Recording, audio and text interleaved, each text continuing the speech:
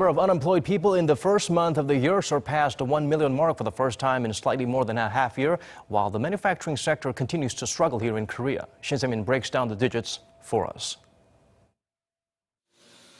The number of people in the workforce last month came in at slightly under 25.7 million. That's up 243,000 from the same period a year ago, but the slowest gain in 11 months. It's also far below the government's target of 290,000 per month for this year.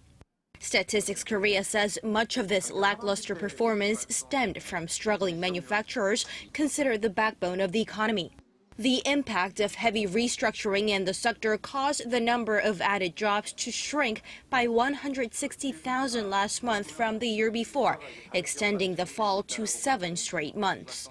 It's also the biggest drop recorded since July 2009.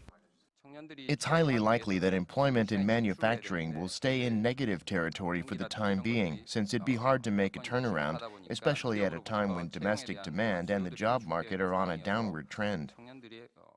What does that mean for young Koreans already facing a tough job market? It will freeze up the job market for young Koreans even more. Jobs in the manufacturing sector are considered a long-term career, but given the current circumstances like the slower pace of global economic growth, these businesses will likely not be ramping up their workforce, at least for now. Korea's overall unemployment rate crept up, rising 0.1 percentage point on year to 3.8%. That's the highest figure tallied since April of last year.